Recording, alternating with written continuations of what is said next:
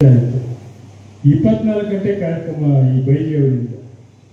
ಅಲ್ಲಿ ಸಂಗೀತ ಕೇಳಕ್ಕೆ ಬರೋರು ಸೀದಾ ಮನೆಗೆ ಹೋಗ್ಬಿಡ್ತಾರೆ ಸಂಗೀತ ಕೇಳ್ಕೊಂಡು. ಹಿಂದೆ ಏನಾಗ್ತಿತ್ತು ಅಂದರೆ ಸುಮಾರು ತಾಯಂದಿರು ನನಗೆ ದೂರ ಹೇಳ್ತಾ ಇದ್ದಾರೆ, ಅಲ್ಲಿ ನಿಲ್ಸಕ್ಕೆ ಹೇಳ್ಬಿಡಿ ಬೈಲಿಯವರಿಗೆ, ಬೇಗ ನಮ್ಮ ಗಂಡಂದಿಗೆ ಮನೆಗೆ ಬರ್ತಾರೆ ಅಂತ ಹೇಳ್ಬಿಟ್ಟು. ನಾನು ರಾತ್ರಿ ಕೆಲವು ಸಾರಿ 12 ಗಂಟೆ ಆಗುತ್ತೆ ಮನೆಗೆ ಹೋಗೋದು. ಕೆಲವು ರಸ್ತೆಗಳಲ್ಲಿ ಹೋದಾಗ 12 ಗಂಟೆ ರಾತ್ರಿಯಲ್ಲಿ ರಸ್ತೆ ಬ್ಲಾಕ್ ಆಗಿರುತ್ತೆ. ಎಲ್ಲಿ ಅಂತಂದರೆ ಕೆಲವು ಐಷಾರಾಮಿ ಬಾರ್ಗಳಿದ್ದಾರೆ. ಒಳಗಡೆ ಹೋಗಿ ನೋಡಿದರೆ ಎಲ್ಲ ನಮ್ಮಂಥವ್ರೆ, ತಿಳುವಳಿಕೆಯವರು, ಸಾಂಸ್ಕೃತಿಕ ರಂಗದಲ್ಲಿರುವಂಥವ್ರು. ಯಾಕೆ ಕೈಯಲ್ಲಿ 12-1 ಗಂಟೆವರೆಗೂ ನಡೆಯುತ್ತೆ ಅನ್ನೋದನ್ನು ಶೋಧನೆ ಮಾಡಿ ಅವರಿಗೆ ಅರಿವು ಮೂಡಿಸುವಂಥ ಕೆಲಸವನ್ನು ಮಾಡಬೇಕಾದ ಅನಿವಾರ್ಯತೆ ಇದೆ ಅಂತ ನನಗೆ ಅನ್ನಿಸ್ತಾ ಇದೆ. ಈ ನಾದ ಬ್ರಹ್ಮಕ್ಕೆ ಬ್ರಹ್ಮರಾದಂಥ ಬೈಲಿಯವರು ಮನೆಯವರು ಯಾಕೆ ಬೈತಾನೇ ಇಲ್ಲ. ಅವರು 24 ಗಂಟೆ ಇದೇ ಕೆಲಸ. ಮನೆಗೆ ಯಾವಾಗ ಹೋಗ್ತಾರೆ, ಯಾವಾಗ ಬರ್ತಾರೆ ಅಂದರೆ ಗೊತ್ತಾಗ್ತಾರೆ. ಇದು ನಿಜವಾಗ್ಲೂ ಕಳಿಸ್ತಾ ಇಲ್ಲ. ಇಲ್ಲ ಬಂದಿದ್ರೆ ಸ್ವಲ್ಪ ಅವ್ರೇನು ಮುಖ ಗಟ್ಟಿಟ್ಕೊಂಡು ಏನು ಕೂತ್ಕೊಳ್ಳಿಲ್ಲ, ನಗುವಿನಿಂದಲೇ ಕೂರ್ತಾರೆ. ಅಂತ ಶ್ರೀಮತಿಯವರು ಇದ್ದರೆ ಕೆಲಸ ಮಾಡೋಕ್ಕೆ ಸ್ವಲ್ಪ ಹಗುರ ಆಗುತ್ತೆ. ಇಲ್ಲಾಂದ್ರೆ ಅವರು ಮನೆಗೆ ಹೋಗ್ತಾನೆ ಒಂದು ರೀತಿ ಗಿರಿಗಿಟ್ಲೆ ಆಗಿ ಸುಮ್ಮನೆ ಬಿಟ್ಟರೆ ಇವ್ರು ಕೆಲಸ ಮಾಡೋದಾಗಿದೆ. ಅಂತ ಶ್ರೀಮತಿಯವರ ಸಂಖ್ಯೆ ಜಾಸ್ತಿ ಆಗಬೇಕಾಗಿದೆ. ಹುಡುಕ ಗಂಡರನ್ನ ತಾಳ್ತಾರೆ, ಆದರೆ ಈ ಥರ ಸಾಮಾಜಿಕ ಚಟುವಟಿಕೆಯನ್ನು ತರಿಸ್ಕೊಳ್ಳೋದು ಹೆಚ್ಚು ಸಹಿಸ್ಕೊಳ್ಳೋದಿಲ್ಲ. ಯಾಕೆಂತ ನನಗೆ ಗೊತ್ತಾಗ್ತಾ ಇಲ್ಲ. ಹಾಗೆ ಗಂಡಂತಿರು ಇದ್ದಾರೆ. ಒಬ್ಬಳು ನಮ್ಮ ಸೋದರಿಯೊಬ್ಬರು ಒಳ್ಳೆ ಕವಿಯತ್ತಿ. ಯಾಕೆ ಅವಳನ್ನ ಕವಿಗೋಷ್ಠಿ ಕರಿತೀನಿ, ನಮ್ಮ ಮಕ್ಕಳನ್ನ ನೋಡ್ಕೊಳ್ಳೋಕ್ಕಾಗೋದಿಲ್ಲ, ನಾನೆಲ್ಲ ನೋಡ್ಕೊಳ್ಬೇಕು ಅಂತ ನಮ್ಮಲ್ಲಿ ಗಲಾಟೆ ಮಾಡ್ತಾ ಇರ್ತೀನಿ. ನಾನು ಅಪ್ಪ ಮಾರಾಯ, ಆ ತಾಯಿಗೆ ನೀನು ಕವಿಯಾಗಿ ಬಿಟ್ಟಿದೆಯಲ್ಲ, ಅದೇ ನಿನಗೆ ದೊಡ್ಡ ಸರ್ವಸ್ವ. ಹಾಗೆ ಬಿಟ್ಬಿಡಿ, ನೀನು ಮನೆ ಕೆಲಸ ಮಾಡ್ತಾ ಇಲ್ಲ ಅಂತ ಆಯ್ತು ಅಂತ ಒಪ್ಕೊಂಡಿಲ್ಲ. ಈ ವೈರುಧ್ಯಗಳು ಇರ್ತವೆ. ಹಾಗಾಗಿ ಅದ್ರ ಬಗ್ಗೆ ನಾನು ಹೆಚ್ಚು ಮಾತಾಡಲಿಕ್ಕೆ ಹೋಗೋದಿಲ್ಲ. ಹಂಚಿ ಪ್ರಸಾದ್ ಕುಮಾರ್ ಅವರು ನಮ್ಮ ಜೊತೆಯಲ್ಲಿ ಇದ್ದಾರೆ. ನಾನು ಜಾಸ್ತಿ ಮಾತಾಡಬೇಡಿ ಅಂತ ಹೇಳಿದ್ದಾರೆ. ಯಾಕಂದರೆ ನಾನು ಹಾಡು ಕೇಳೋಕ್ಕೆ ಬಂದಿರೋದು, ನಾನು ಮುಂದೆ ಕೂತ್ಕೊಳ್ಬೇಕು. ಹಾಗಾಗಿ ಹಂಚಿ ಪ್ರಸಂಗ ಅವರ ಬಗ್ಗೆ ಹೇಳಿದರು. ಅವರು ಅಪರೂಪದ ಲೇಖಕ, ಅಪರೂಪದ ಚಿಂತಕ, ಅಪರೂಪದ ಪತ್ರಕರ್ತ. ಬಹುಶಃ ಅವರು ಕೇಳದೆ ಬಂದಂಥದ್ದು ಈ ಬಾರಿಯ ರಾಜ್ಯೋತ್ಸವ ಪ್ರಶಸ್ತಿ. ಅವ್ರಿಗೆ ಗೊತ್ತೇ ಇಲ್ಲ ಪರಿಚಯ ಅಂತೇಳಿ. ಆದರೆ ಅವರ ಅಭಿಮಾನಿಗಳು ಎಷ್ಟಿದ್ದಾರೆ ಅಂದರೆ ಈಗ ಸನ್ಮಾನ ಮಾಡೋದು ಇನ್ನೂ ಮುಂದೆ ಇಲ್ಲ.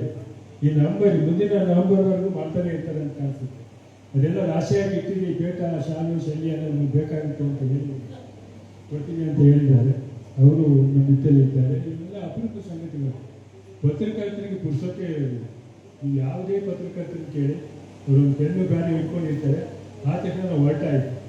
ಆದರೆ ಈ ಪತ್ರಕರ್ತರು ಹೇಗೆ ಮುಖ್ಯಸ್ಥರು, ಇಲ್ಲಿಗೆ ಮುಖ್ಯಸ್ಥರ ಕೆಲಸ ಹೇಗಿದೆ ಅಂತಂದರೆ, ನಾಳೆ ಒಂದು ಪತ್ರಿಕೆ ಜನ್ಮ ಕೊಡಬೇಕು, ಹಂಗಾಂಗಗಳು ಸರಿಬೇಕು. ಒಂದೇ ಒಂದು ಅಕ್ಷರ ತಪ್ಪಾದರೂ ಮಗು ಹಂಗ ಹೀನವಾಗಿರ್ತಲ್ಲ, ಹಾಗಾಗುತ್ತೆ ಪತ್ರಿಕೆಗೆ. ಇಡೀ 8-10 ಪೇಜ್ಗಳನ್ನು ಕಾಪಾಡುವಂಥ ಕೆಲಸವನ್ನು ಅವ್ರು ಮಾಡಬೇಕಾಗಿದೆ. ಬಹಳ ಮುಖ್ಯವಾಗಿ ವಿಶೇಷವಾಗಿ ನಾನು ಹೇಳ್ತಾ ಇರ್ತೇನೆ, ಮೈಸೂರು ಜಿಲ್ಲೆಗೆ 4-5 ಪುಟಗಳನ್ನು ಇಟ್ಟಿರುವಂಥ ಏಕೈಕ ಪತ್ರಿಕೆ ಅಂದರೆ ಕನ್ನಡಪ್ರಭ. ನಾನು ಬೇರೆ ಪತ್ರಿಕೆ ಕೇಳ್ತಾ ಇರ್ತೇನೆ, ಗಲಾಟೆ ಮಾಡ್ತೇನೆ, ಅರ್ಧ ಪುಟಕ್ಕೆ ಮುಗಿಸ್ಬಿಡ್ತಾರೆ, ಆಗೋಯ್ತು. ಇವರು 4-5 ಪುಟವನ್ನು ಕೊಡ್ತಾ ಇದ್ದಾರಲ್ಲ, ಅದು ಪತ್ರಕರ್ತರಿಗೆ ದೊಡ್ಡ ಕಾಳಜಿ ಅಂತೇಳಿ ಅವರು ವಿಶೇಷವಾಗಿ ಧನ್ಯವಾದಗಳನ್ನು ಹೇಳ್ತೇನೆ. ಡಾಕ್ಟರ್ ರಘುರಾಮ್ ವಾಜಪೇಯಿ ಅವರು ನಮ್ಮ ಮಾರ್ಗದರ್ಶಕರು. ಅವ್ರಿಗೆ ಹೇಳ್ತಾ ಇರ್ತಾನೆ, ಯಾವುದೇ ವಿಷಯದ ಯಾವುದೇ ಸಮಾರಂಭ ಕರೀಲಿ, ಅವ್ರಿಗೆ 2 ಗಂಟೆ ಮಾತನಾಡ್ಬೋದು. ಅವರಿಗೆ ತಲಸ್ಪರ್ಶಿ ಎಲ್ಲ ವಿಷಯಗಳಲ್ಲಿ ಯಾಕೆ ಬಂದಿದೆ ಅನ್ನೋಕ್ಕೆ ಯಾರಾದರೂ ಸಂಶೋಧನೆ ಮಾಡಿ ನಮ್ಮ ಡಾಕ್ಟರೇಟ್ ಬರುತ್ತೆ, ಯಾರಾದರೂ ಮಾಡಿ ಪ್ರಯತ್ನ ಮಾಡಿ ಅಂತ ಈ ಸಂದರ್ಭದಲ್ಲಿ ಹೇಳ್ತೀನಿ. ಡಾಕ್ಟರ್ ಜಯಪ್ಪ ಹೊನ್ನಾಳಿ ಅವರು ನಮ್ಮ ಜೊತೆ ಇದ್ದಾರೆ. ನಮ್ಮ ಬೈಲಿಯವರಿಗೆ ಬಲಗೈಯಾಗಿ ಅದೊಂದು ಮೈಸೂರು ನಗರದ ದೊಡ್ಡ ಕೀರ್ತಿ, ನಮ್ಮ ಅದೃಷ್ಟ ಅಂತ ನಾನು ಅಂದ್ಕೊಂಡಿದ್ದೆ. ಹೊನ್ನಾಳಿಯವರು ಹೊನ್ನಾಳಿನ ಓದ್ಬಿಟ್ಟಿದ್ರೆ ಏನಾಗ್ತಿದ್ರು ಅಂತ ಗೊತ್ತಾಗ್ತದೆ. ಮೈಸೂರಿಗೆ ಬಂದಿದ್ದರಿಂದ ಮಹಾಕೈಯತ್ರಿ ಆಗಬೇಕು ಬಂದಿದ್ದಾರೆ. ರಾತ್ರಿ ಒಂದು 10 ಗಂಟೆ ನನಗೊಂದು ವಾಟ್ಸಪ್ಪಲ್ಲಿ ಕವನ ಬರುತ್ತೆ, ಮತ್ತು 7వ ಸಂದರ್ಭದಲ್ಲಿ ಇನ್ನೊಂದು ಕವನ ಬರುತ್ತೆ. ಅದಕ್ಕೊಂದು ಪೀಠಿಕೆ ಇದೆ, ಕಾಪಿ ರೈಟರ್. ನೀವು ಅದನ್ನು ಗಮನಿಸಬೇಕು. ಆ ಬೆಳಿಗ್ಗೆ ಏಳುವಾಗ ನನ್ನ ಸುಂದರವಾಗಿ ಆ ಕವನ ನಮ್ಮನ್ನು ಎಚ್ಚರಿಸಿ ಇಡೀ ದಿನ ನಮ್ಮನ್ನು ಶಕ್ತಿಯುತವಾಗಿ ಹಾಗೆ ನಮ್ಮನ್ನು ಕಾಪಿಡುವಂಥ ಕೆಲಸವನ್ನು ಮಾಡುತ್ತೆ. ರಾತ್ರಿ ಕೇಳಿಸುವ ಒಂದು ಕವನ ನಿಮಗೆ ನಿದ್ರೆಗೆ ಜಾಸ್ತಿ. ಇದು ಅವರ ಕವನಕ್ಕಿರುವ ಶಕ್ತಿ.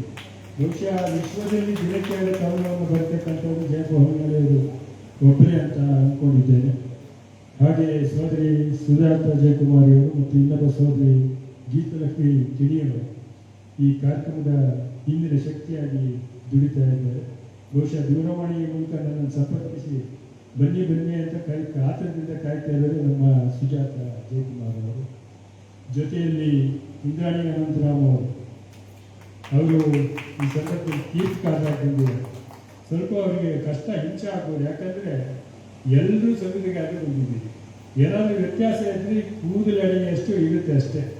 ಇವೆಲ್ಲ ಮೊದಲೇ ಹೋಗೋಕ್ಕೆ ಹಾಜರಾಗಿರ್ತೀರಿ, ಆದರೆ ಕೊಡಲಿಕ್ಕಾಗಲ್ಲ.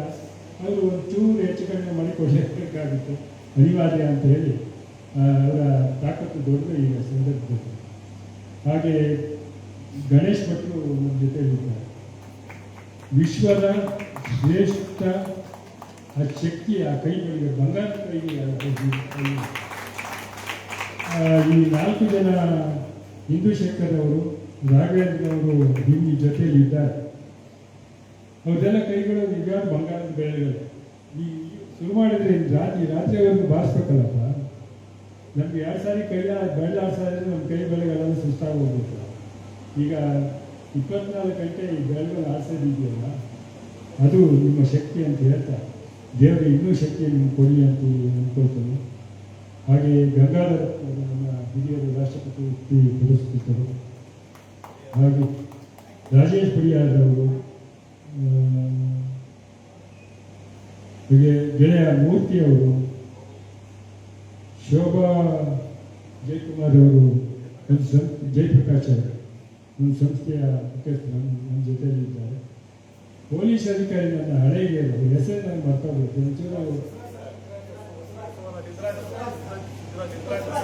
ಎಲ್ಲರಿಗೂ ಗೊತ್ತಿಲ್ಲ ನೋಡಿ, ಸುಮ್ಮನೆ ಕೇಳಿದೆ ಯಾರಿಗೂ ಗೊತ್ತಿಲ್ಲ ಅಂತ. ಸ್ವಲ್ಪ ಪೊಲೀಸ್ ಅಧಿಕಾರಿಗಳು ಎದ್ನಿತ್ಕೊಳ್ಳಿ, ಸ್ವಲ್ಪ ಎದ್ನಿತ್ಕೊಳ್ಳಿ ಹೇಳ್ತೀನಿ.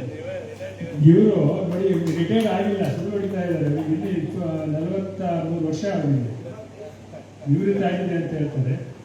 ಆದರೆ ಅವರು 2ನೇ ಅಧಿಕಾರ ನಮ್ಮ ಊರಿನಲ್ಲಿ ಮೂಡಿಗೆರೆಯಲ್ಲಿ ಇನ್ಸ್ಪೆಕ್ಟರ್ ಆಗಿ ಮೂಡಿಗೆರೆಗೆ ಬಂದಿದೆ.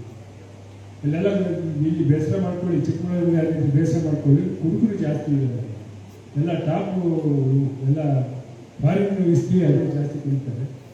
ಆದರೆ ಅವ್ರ ಹುಡುಗರನ್ನೆಲ್ಲ ಸಮಜಾಯಿಸಿ ಮಾಡಿ ಕುಡಿಯೋ ತಲೆಗೆ ಮಾಡಿಸಿದವರು ನಮ್ಮ ಸಾಹೇಬರು, DSP ಸಾಹೇಬರು ಸಿದ್ದರಾಜು ಅವರು. ಇವರು ಸಿದ್ದರಾಜು ಯಾಕೆ ಅಂತಂದರೆ, ಇವರು ಇಲ್ಲಿಂದ ಬೇರೆ ಕಡೆ ಟ್ರಾನ್ಸ್ಫರ್ ಆಯಿತು ಮೂಡಿಗೆರೆಯಿಂದ. ಆ ಪ್ಲಾಂಟ್ರಿಗಳೆಲ್ಲ 24 ಗಂಟೆ ಸ್ಟ್ರೈಕ್ ಮಾಡಿದ್ರು ಹಗಲು ರಾತ್ರಿ. ಅವ್ರು ಮತ್ತೆ ಅಲ್ಲೇ ಇರಿಸ್ಕೊಂಡು ಸಿದ್ದರಾಜು ಬೇಕು ನಮ್ಗೆ ಇಲ್ಲಿ ಅಂತೀವಿ. ಇದು ಅವರ ದೊಡ್ಡ ಶಕ್ತಿ ಅಂತ ಅಧಿಕಾರಿಗಳು ನಾನು ಹೆಚ್ಚು ಆಗಬೇಕಾಗಿದೆ. ಇದ್ರ ಬಗ್ಗೆ ನಾನು ಹೆಚ್ಚು ಮಾತನಾಡಲಿಕ್ಕೆ ಹೋಗೋದಿಲ್ಲ.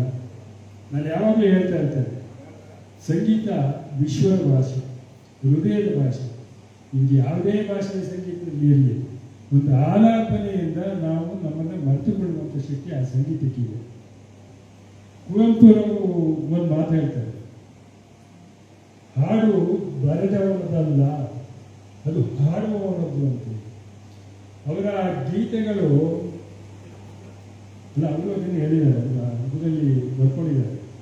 ಅವ್ರು ಏನು ಹೇಳ್ತಾರೆ ಅಂತಂದರೆ, ನನ್ನ ಹಾಡುಗಳನ್ನು ಖ್ಯಾತ ಗಾಯಕರು ಹಾಡಲಿಲ್ಲ ಅಂದರೆ ನನ್ನ ಹಾಡುಗಳೇ ಯಾರಿಗೂ ಗೊತ್ತಾಗ್ತಿರ್ಲಿಲ್ಲ ಅಂತ.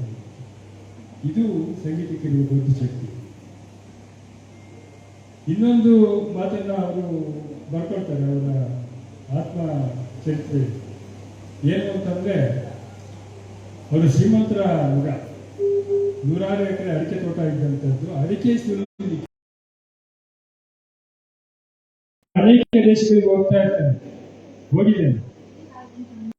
ಆಸ್ಟ್ರೇಲಿಯಾದಲ್ಲಿ 1 ತಿಂಗಳಿದ್ದೆ, ಜಪಾನ್ಗೆ ಹೋಗಿದ್ದೇನೆ, ಸಿಂಗಾಪುರ್ ಎಲ್ಲ ಹೋದಾಗ ಇನ್ನೊಂದು ವಿಚಿತ್ರ ಸಂಗತಿ ಇದೆ. ಎಲ್ಲ ಬಾಡುಗಳನ್ನು ಮೊಹಮ್ಮದ್ ರಫಿಯವರ ಹಾಡು. ಇದ್ಯಾರಪ್ಪ ನಮ್ಮ ಸಾಬ್ರದ ಹಾಡಿದೆಯಲ್ಲ ಅಂತ ಕೇಳಿದ್ರೆ, ನಿಜವಾಗ್ಲೂ ಮೊಹಮ್ಮದ್. ಇದು ಸಂಗೀತ ಇರುವ ಶಕ್ತಿ ಅಂತ ನಾನು ಹೇಳ್ತೇನೆ. ಇನ್ನು ಮುಖ್ಯ ಅಂತಂದ್ರೆ ಸಂಗೀತ ಜಾತಿ ಧರ್ಮ ದೇಶಗಳ ಎಲ್ಲೆಯನ್ನು ಮೀರಿ ಯಾವ ದೇಶದಲ್ಲಿ ಯಾವ ಹಾಡನ್ನು ಬೇಕಾದ್ರೆ ಯಾರು ಬೇಕಾದ್ರೂ ಕೇಳಬಹುದು.